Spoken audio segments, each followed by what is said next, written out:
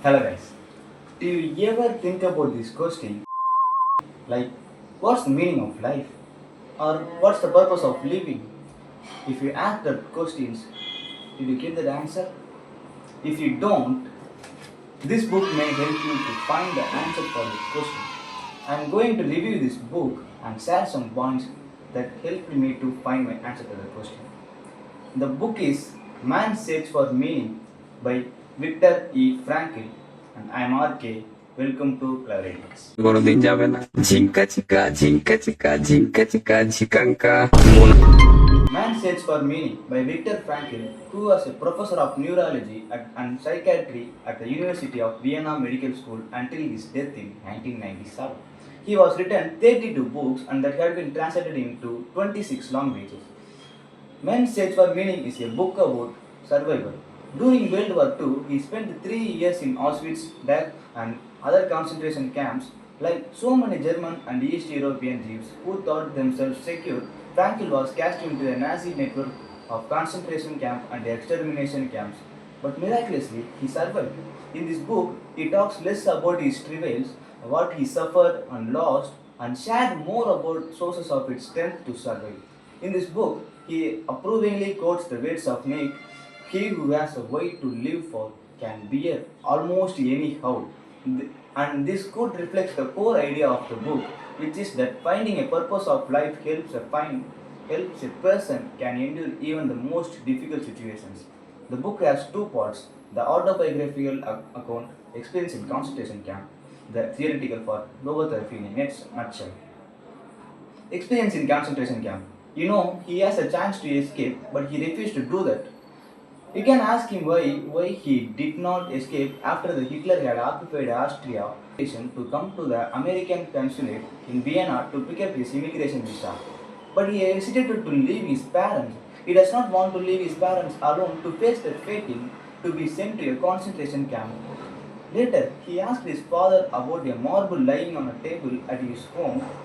He explained he found it on the site of where National Socialists had burned down the largest Vienna synagogue. His father had taken the piece home because it was a part of the tablet which on the Ten Commandments were inscribed. He asked, "Which one is it?" His father answered, "Honor thy father and thy mother, and thy days may be long upon the land." At that moment, he decided to stay with his father and mother upon the land and to let the American visa lapse. A major part of the book describes the life inside the concentration camp. Frankl explained the difficult condition the prisoners had to face every day. They had very little food, harsh living conditions, and a constant fear. Prisoners are forced to work hard and they were treated without dignity. But in the middle of all this suffering, Frankl realized something very important. He noticed that prisoners who had a reason to live were more likely to survive emotionally and mentally. He mentioned each of them thinking of their wives and survived for them.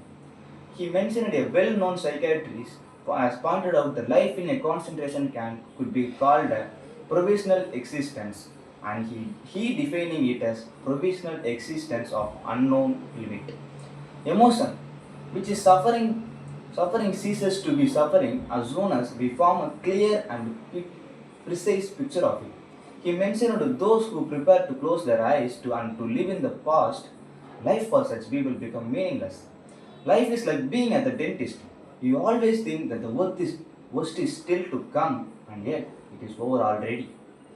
Most of them believe that life has passed, but in reality there was an opportunity.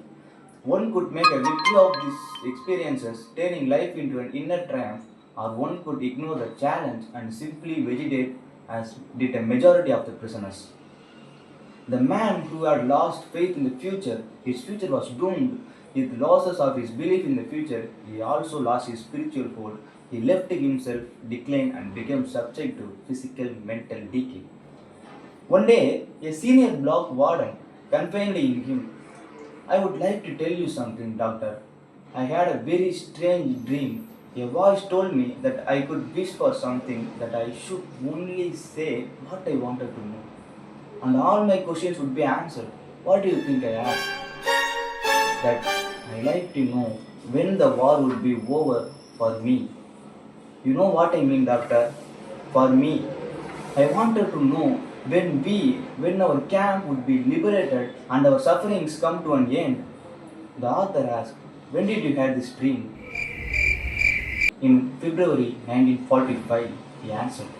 It was then the beginning of the march. The author asked, what did your dream voice answer? He whispered to him, March 30th. He was still full of hope and convinced that his dream would be right. The day drew nearer, it very likely they would be free on that date. On March 29th, he became ill and ran a high temperature. On March 30th, he became delirious and lost consciousness. On March 31st, he was dead. To all outward appearance, he was died of typhus. But there is a connection between state of mind of a man and his courage and hope, or lack of them, and the state of immunity of his body will understand that the sudden loss of hope and courage can have a deadly effect. The death rate increased in the week between 1944 and 1945 New Year.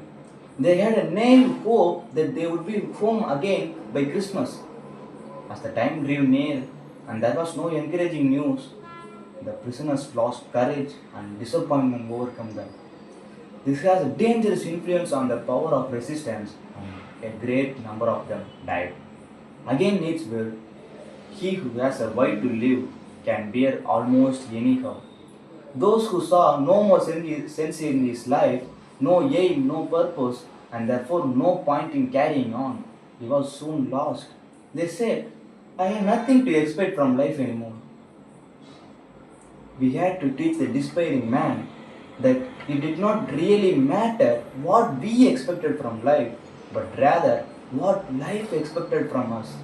We need to stop asking about the meaning of life and instead to think of ourselves as those who were questioned by life daily, hourly.